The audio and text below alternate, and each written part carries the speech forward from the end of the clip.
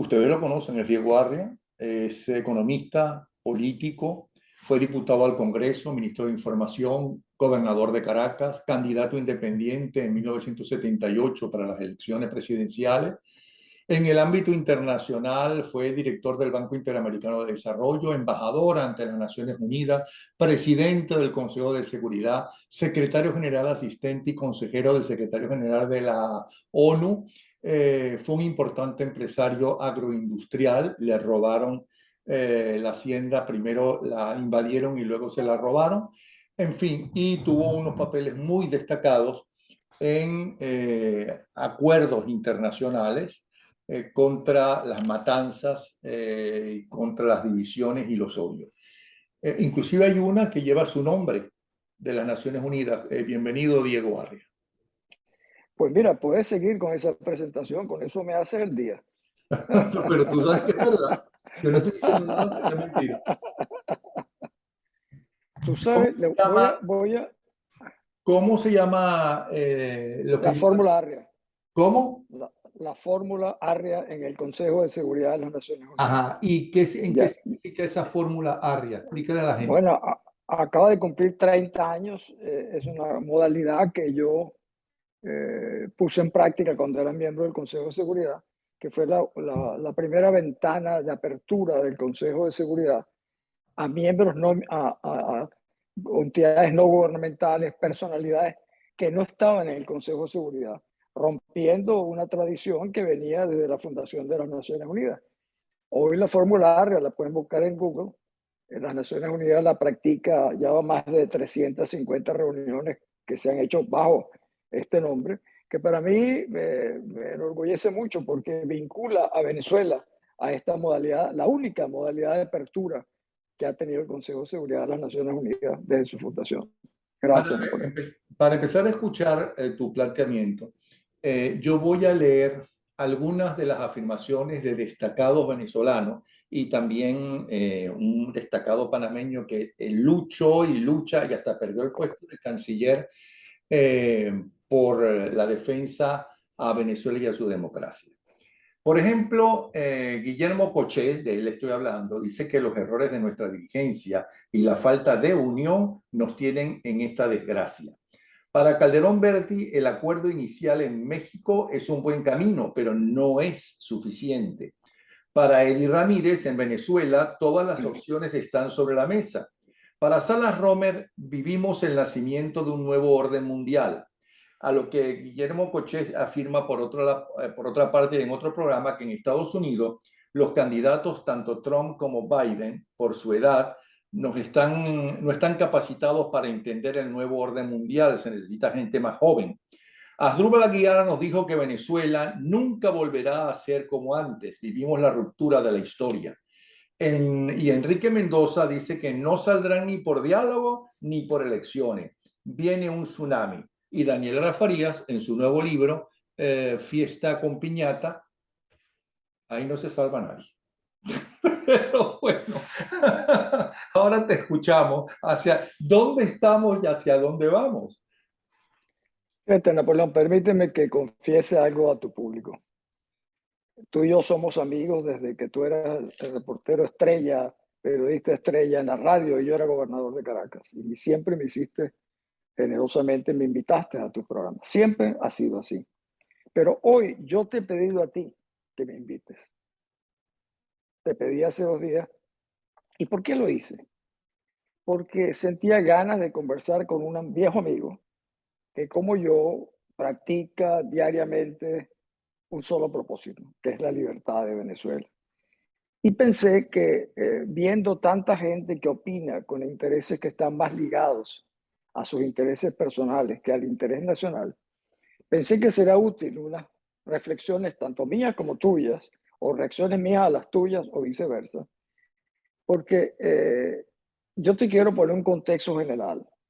Todos, yo creo que te he dicho en varios programas que una sociedad no reacciona a menos que esté inspirada. Y para tú inspirar una sociedad se requieren gente que promueva valores, intereses, entusiasmo, credibilidad, voluntad, honorabilidad. Cosas que vemos bastante escasa en el panorama.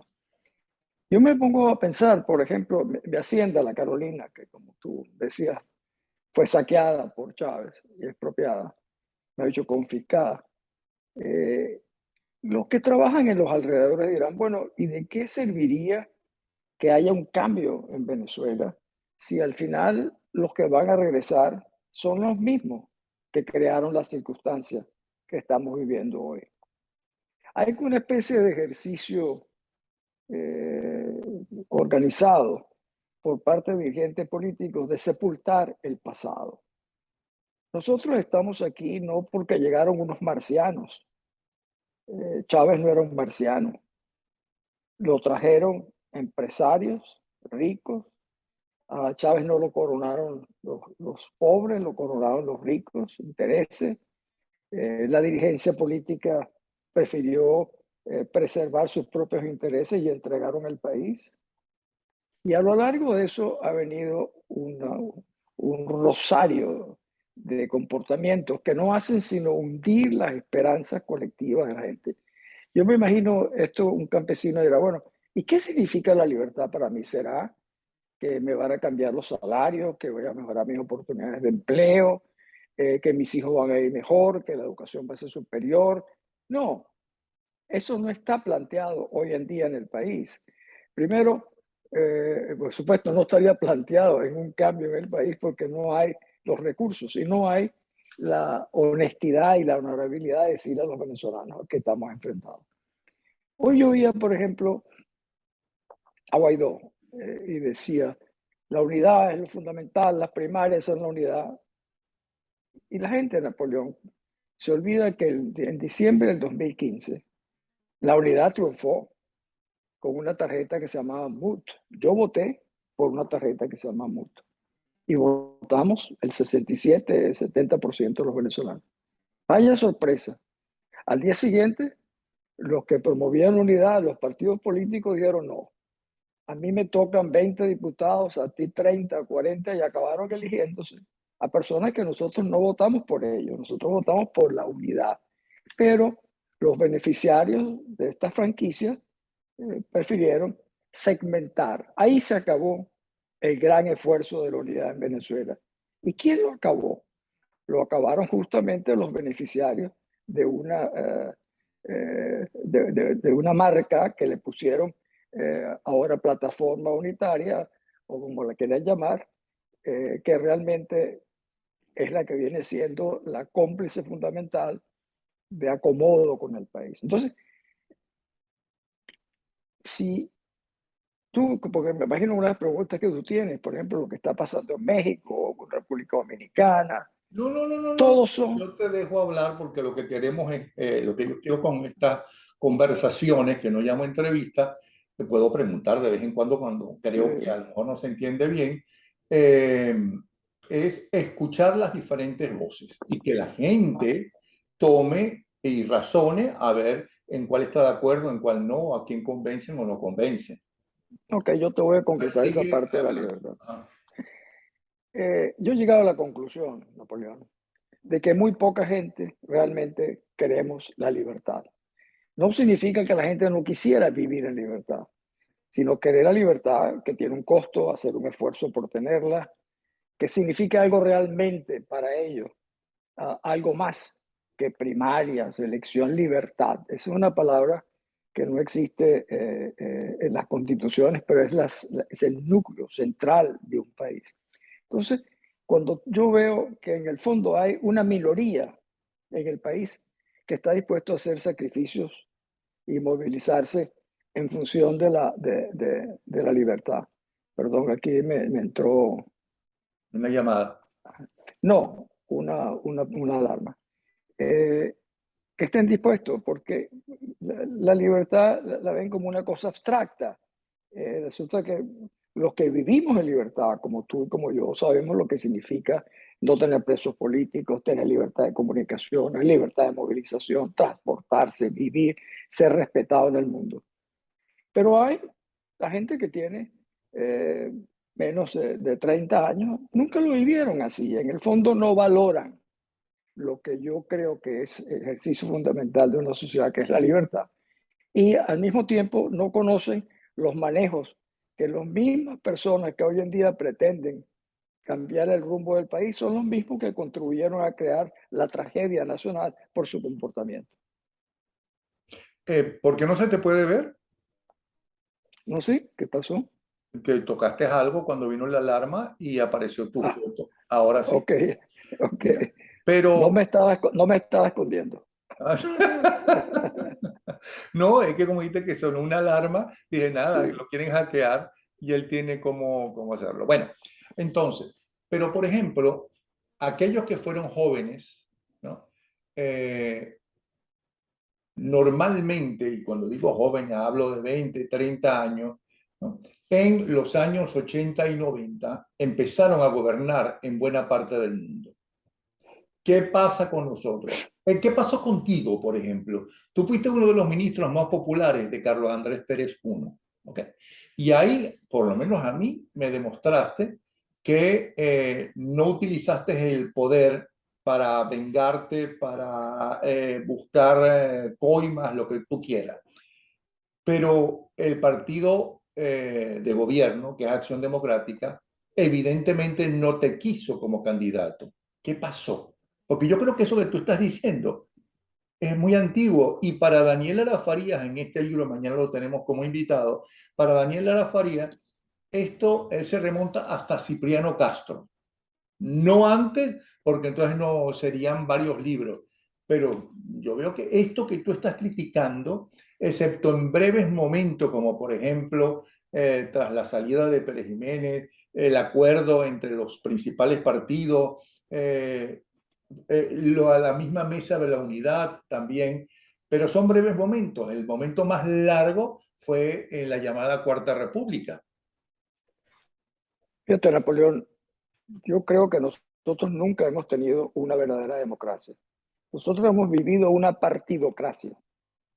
Eh, cuando tú me hablas de eso, cuando yo era gobernador de Caracas, para que lo diga, tenía una popularidad que sobrepasaba el 60-70%, algo realmente que me conmueve todavía.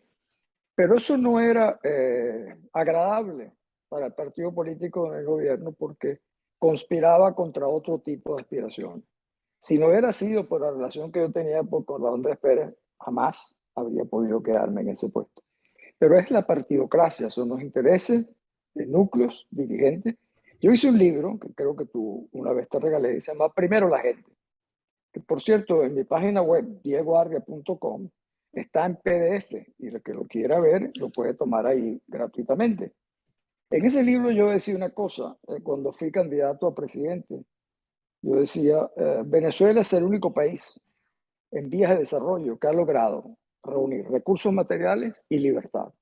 Si sabemos usarlo, podríamos llegar al siglo XXI como un país próspero, estable, igualitario, etcétera. Pero si no, perderemos el riesgo de perder la oportunidad, los recursos y la libertad. Eso pasó. Y no lo digo con satisfacción, sino que ¿cuál era la crítica que me hacían a mí los grupos empresariales en esa época, donde yo les pedía apoyo? Les decía, mire, si el país sigue en manos de todos los partidos, esto va a conducir a un colapso del sistema político. Decían, sí, este muchacho es muy inteligente, pero eso no va a pasar aquí, porque aquí hay dos grandes partidos, Acción Democrática y COPEI, que lo impedirán. Efectivamente, en esas elecciones sacaron el 92%. Y ahí comienza el declinamiento, porque se fue anquilosando el Perdona, ¿de sistema qué año partido. hablas? Te estoy hablando, mi elección fue el año 78. Ah. Y allí ganaron el 90%. Ahí comienza la declinación de los partidos, incluso hasta en cierta medida las presidencias, en la presidencia de Herrera, que fue para mí un verdadero desastre. Perdona que esta cosa no logro pararla, que es una alarma que me sale Volviste a automáticamente. desaparecer. Sí, ya volveré a aparecer. Yo creo que tú estás Permíteme. vendiendo una franela con tu nombre y la hora de la verdad. No, no, es una cosa que me dice si me Ah, sube el azúcar o me baja el azúcar. Eso es lo que está pasando. ah. Entonces, ¿te está subiendo el azúcar o te está bajando? Fíjate, es una pregunta que tendría que hacer, pero no lo he visto. Es algo nuevo que lo empecé hace una semana para saber, porque descubrí hace poco que tenía problemas que tenía que cuidarme el azúcar para no hacerme diabético. Esa es la razón. Sí. Bueno, Bueno, pero así mira, que por todas las cosas que tú estás diciendo, al igual que las cosas que estoy leyendo de Lara Faría, esto no tiene remedio. O sea, Venezuela no tiene remedio. Seguirá de mal en peor, porque entonces no hay dirigentes suficientes que no solamente se puedan enfrentar a la narcotiranía y que puedan salir en un gobierno de transición, sino que puedan entrar en el siglo XXI. bueno, fíjate que te decía eso, que hay muy poca gente que quiere realmente vivir en libertad, hay muy poca gente que quiere hacer los esfuerzos. Entonces, yo pensé que esta generación del 2007, como llamamos, y hice videos apoyándolo, sería la gran oportunidad del país. Y hemos visto cómo esa gente no solamente demostró ser incompetentes, sino opacos, sumamente opacos en el manejo de los recursos públicos. Entonces, cuando tú ves que incluso los más jóvenes que llegan a ocupar posiciones o importantes la malbaratan de tal manera, le vas cortando la inspiración a la sociedad. Y es lo que yo te decía al principio. La gente dirá, bueno, si yo fuera, por ejemplo, un coronel o un comandante, un capitán, y veo el comportamiento que han tenido esta gente en casos clásicos que se ve, monómeros, etcétera, Citgo y tantas otras componentes que se conocen en Venezuela, yo diría, caramba, yo no puedo arriesgarme a ejercer la libertad de Venezuela para que caiga en manos de estos. ¿Y quiénes son estos? Te repito, los mismos que nos han llevado a esta situación. La dirigencia ya no tiene líderes, lo que tiene son dirigentes. Y lo que tú requieres para rescatar una sociedad son líderes, no funcionarios de corporaciones políticas. Se han convertido en corporaciones políticas que se manejan de acuerdo con los intereses materiales de los pequeños números que manejan de gente. Eso Guillermo para mí hace, Cochet me dijo hace unas horas atrás que la política, hablamos de a nivel mundial, no solamente venezolana o panameña, se ha convertido exclusivamente en un negocio. sí, bueno, en Venezuela se ha demostrado en los últimos años que es un negocio en el cual se benefician los que participan en este arreglo de cohabitación. Yo tengo años diciendo, Napoleón, de que la oposición eran chavistas light y que eran cohabitadores. Bueno, y el tiempo desgraciadamente va demostrando que esa es la realidad. Y tú ves que hoy en día, por ejemplo, tú no oyes diciendo, mira, aquí lo que tenemos que es rescatar la libertad, sino hablando de unidad, ¿para qué? Para primarias. ¿Y qué son las primarias bajo una narcotiranía? Grupos internacionales me dicen a mí, oye, Diego, tú te la pasas diciendo que en Venezuela hay una narcotiranía. Bueno, ¿cómo es eso? ¿Cómo va a haber una narcotiranía cuando tienen 25 candidatos a presidente? Cuando lo único que les interesa a ustedes es hacer primarias y una elección presidencial, no ahora, sino dentro de 2 o 3 años, o sea, que el país aguante.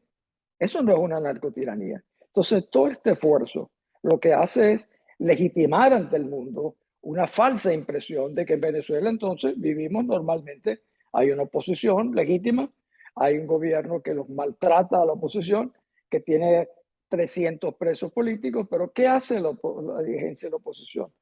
Como primera condición, incluso tratan de chantajear a la opinión pública diciendo, oye, hay que tener el corazón muy duro si no aceptamos que 3.000 millones de dólares vengan a ayudar a los venezolanos. Eso es absolutamente falso, Napoleón. Como tú sabes, yo estuve en las Naciones Unidas. Las Naciones Unidas es incapaz de poder manejar licitaciones públicas para manejar esos recursos. Esos recursos que han negociado estos amigos en México con el gobierno caerán en manos del régimen. ¿Y a quienes ayudarán? Al régimen. La magnitud de las necesidades de los venezolanos no es de 3.000 millones, es de 30, 50, 80, 100.000 millones. Y esos no están, perdón, me devolvió. Yo te voy a decir una cosa, tú vas a tener que ir al doctor urgentemente a que te No, revise. es que yo tengo que ver cómo lo desconecto. Perdóname, espero que no Ah, sigas ahí. sí. Pero esa es la realidad. Así lo veo yo y te digo, y lo veo con un profundo dolor. Veo que dice, sí, hay que tener corazón duro si no hacemos que el tema es humanitario. El tema no es humanitario. El tema humanitario de Venezuela sería la libertad. Eso es lo humanitario. ¿Qué es lo fundamental? Oye, la libertad de los presos, el regreso de los perseguidos, la libertad de opinión, eso sí es importante. Pero no está siendo muy generalizando demasiado y siendo muy Sí, pesimista. Tú dices que todos los dirigentes están sí. corruptos. Eso es lo que uno te No, entiende. Y yo no he que dicho eso. Yo no he eso dicho es lo que eso. yo te entendí. No, O sea, que en no general, todo. Ujú. no, imagínate tú, además había que clasificarlos, por ejemplo, de qué partidos, dónde vienen, eso sería una generalización irresponsable de mi parte. Yo te lo diría si fueran individualizados, te digo fulano, fulano, no, ese no es el caso. Y por otro lado, al haber 300 presos políticos significa también que se está luchando contra el régimen, tanto venezolanos militares como venezolanos civiles. Más de la mitad son militares. Hoy, casualmente, uno de ellos, creo que se llama el coronel Marín, no me acuerdo bien el apellido, cumple 14 días en huelga de hambre y se morirá, porque el gobierno no le importa que se muera. La mayoría de los presos políticos son militares. ¿Por qué? Porque indica que ellos hicieron realmente o intentaron o les inventaron algo, porque los temían, porque a los únicos que temen son esos. Eh, yo vi unas palabras el otro día de Blyde que me llamó la atención. Decía, bueno, eso de meter a la señora de este SAP no es potable para algunos, pero es que nosotros, muchos de nosotros, no somos potables para el régimen. Ninguno del régimen debería ser potable para estos dirigentes políticos. Y evidentemente ninguno de la oposición debería ser potable, porque eso significaría que estamos nadando en el mismo lago. Pero yo quiero insistirte nuevamente en ese tema, Napoleón, que a mí me angustia. Tú dices, es que no tenemos salida. Así no tendremos salida. Si aquí no, yo siempre he pensado que en Venezuela surgirá alguien en Maturín, en Puerto Ordaz, en San Fernando de Apure, de lugares de Venezuela, de gente que nunca hemos conocido. Surgirán las personas que realmente podrán animar a la sociedad, porque los que tenemos no son sin obstáculos y que, por supuesto, ¿cómo tú le vas a creer a Guaidó cuando dice la unidad es lo más importante, cuando partieron la tarjeta de la unidad entre 4 o 5 partidos sin autorización de nadie? Eso los hace absolutamente ilegítimos desde el primer día, inclusive a él. Alguien, creo que fue Pedro Palma, me dijo hace pocos días atrás lo mismo que tú estás diciendo, que el líder saldrá en el momento en que realmente se necesite, que saldrá, posiblemente sea un desconocido o la persona menos eh, popular como para ese cargo. ¿Ok? Pero fíjate, Pedro Palma es mi consuegro. No he hablado con él sobre eso, pero tú conoces un cantante español que se llamaba Patsy Andión, Claro. que decía crear héroes cuando haga falta. Yo Mm. eso lo vengo diciendo durante muchos años. El problema está en que cada vez se ha hecho más difícil, porque el entorno a esas personas dice, caramba, ¿será que vale la pena luchar por esta gente que no quiere la libertad? ¿Será que es luchar para que el poder lo tengan López, Guaidó, Borges, Fulano, Ramos? Eso no entusiasma a nadie, Napoleón, porque no hay horizontes que realmente estimulen a la gente. Y la Bueno, otra es que no veo muy pocas personas que cuando manifiestan sus ideas no tengan otro interés distinto al que yo te estoy exponiendo. Yo no tengo ningún otro interés que no sea el rescate de la libertad y regresar a mi país. Ningún mira, otro. creo que fue Enrique Mendoza, pero ¿estás de acuerdo con Enrique Mendoza que no saldrán ni por diálogo ni por elecciones, que viene un tsunami? Sí, bueno, yo creo que será lo que llaman algo sobre, se da una causa sobrevenida, que tú la puedes llamar tsunami, la puedes llamar una tormenta perfecta o imperfecta, de acuerdo a cómo vaya. Yo creo que esto del diálogo, yo he estado en muchos diálogos internacionales, en verdaderas negociaciones internacionales. Esto es una cómica. Cuando tú ves al jefe de la representación venezolana en opinando y te dicen, tú lo ves, viajan juntos, se retratan juntos, se dan la mano, se sonríen. Yo nunca vi eso. En las negociaciones no se ven para comenzar, sino cuando el proceso ha avanzado en una serie de acuerdos que realmente indiquen de que va a haber una solución. Así fue en El Salvador, así fue en Yugoslavia, así fue en Somalia. excepto en Venezuela. Tú los ves y dices, bueno, y además opinan anticipadamente. Yo oí que uno dijo, no debemos ver esto como una fotografía, porque las cosas siguen. Entonces la fotografía es, olvidémonos de Franklin Brito, olvidémonos de los estudiantes muertos, olvidémonos de todos los presos políticos, porque estamos en otro proceso que se llama acuerdo social. ¿Quién puede creer que el señor Maduro va a entregar el poder cuando hasta los Estados Unidos están siendo cómplices en lo que está sucediendo actualmente? Y los Estados Unidos, el país más importante del mundo, nuestro aliado más importante, está contribuyendo, creando condiciones para hacer que Maduro no sienta la presión de ningún tipo de que tiene que irse. ¿Cómo se va a ir? Ya vinieron, a pesar de ofrecer 15 millones de dólares por su cabeza, vinieron el embajador Story, el señor Juan González de la Casa Blanca y se entrevistaron con el que están persiguiendo por 15 millones de dólares, pero no lo apresaron. Entonces, cuando tú ves eso, cuando tú ves que Biden dijo que iba a ser de príncipe saudita, un paria internacional, y luego le concede la inmunidad hace pocos días en los Estados Unidos, son capaces de cualquier cosa. Entonces, cuando tú ves que tu principal aliado es tu amigo hasta cierto punto, hasta que sus intereses comienzan a ser más importantes que los tuyos. Los países poderosos, Napoleón, están fastidiados de Venezuela.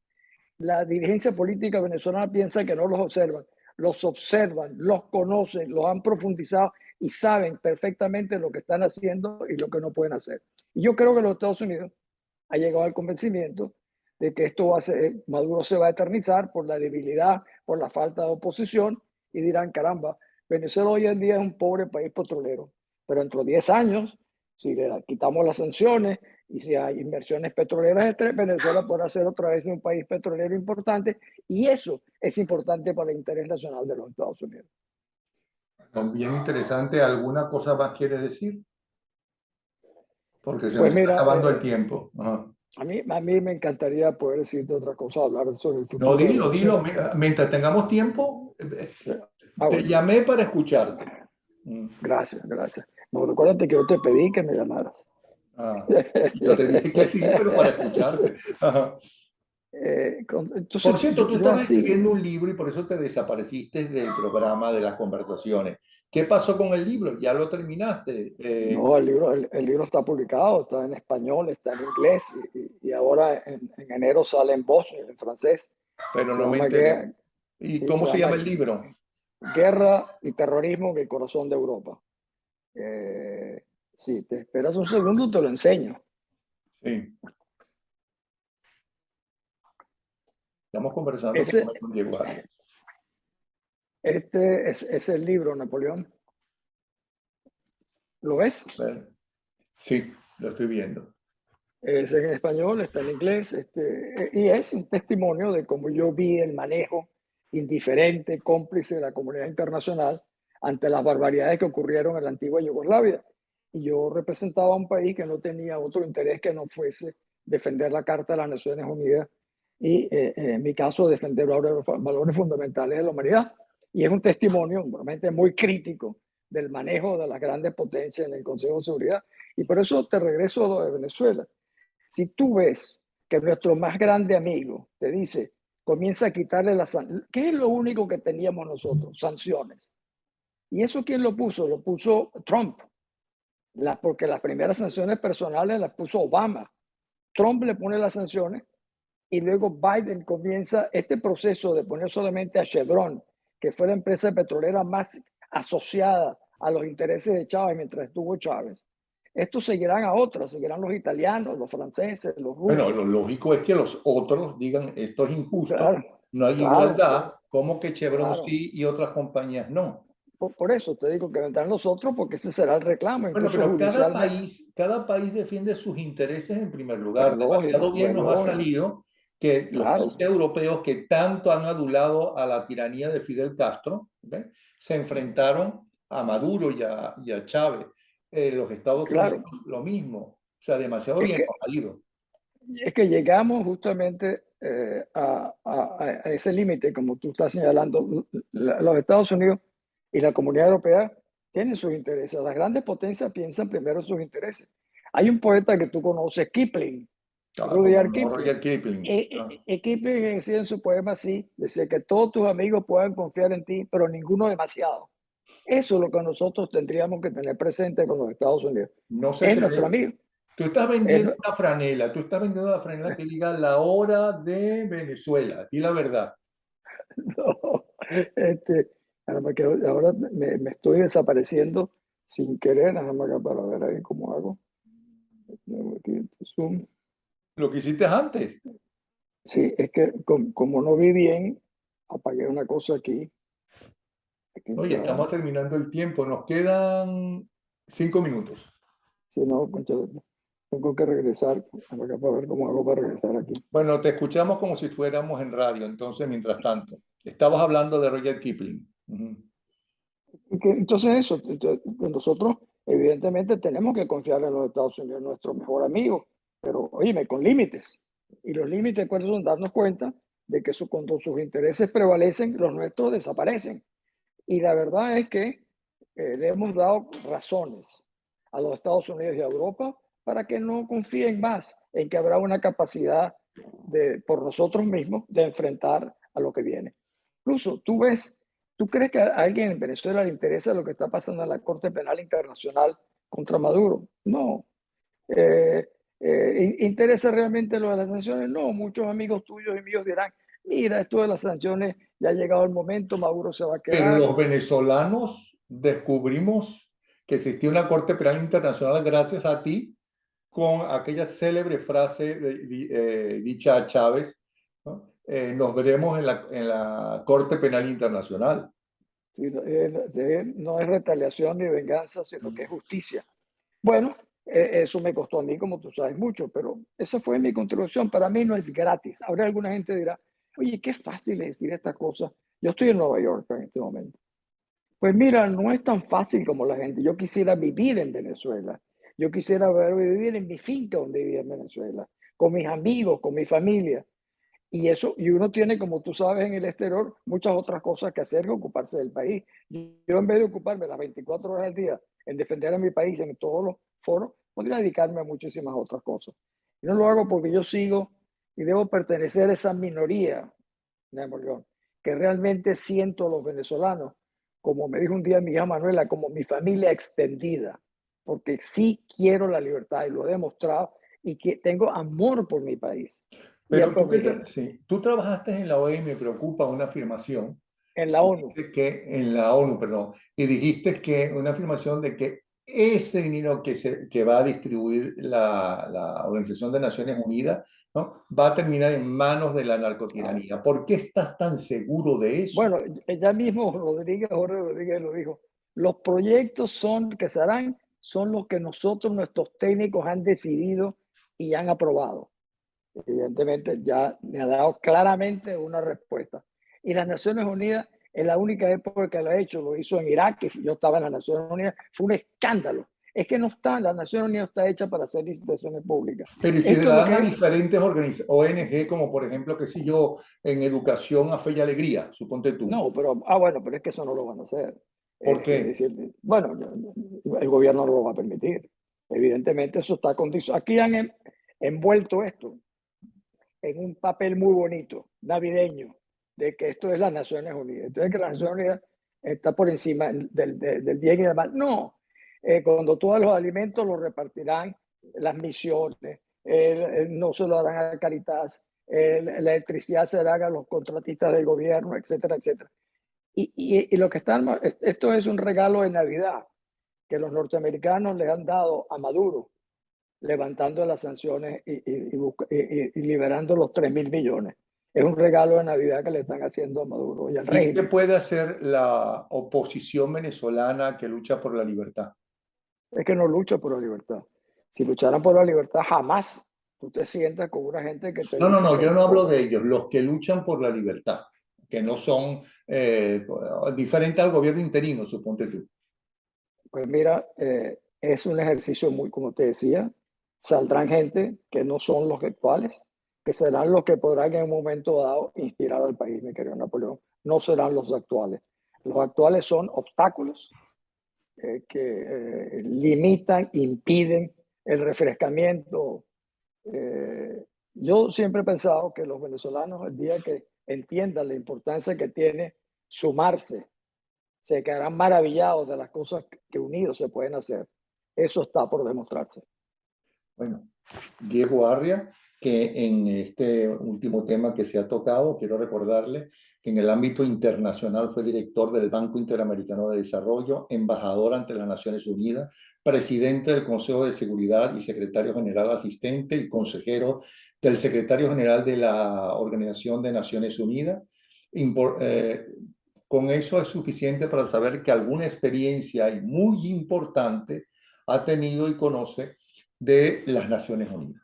De verdad que muchas gracias, Diego. ¿Sí? Un abrazo para ti, mil gracias por esta autoinvitación que me he hecho. No, cuando quieras, tú sabes que el programa está a tu orden, ¿ok? Un abrazo. Gracias, Hasta un luego. abrazo.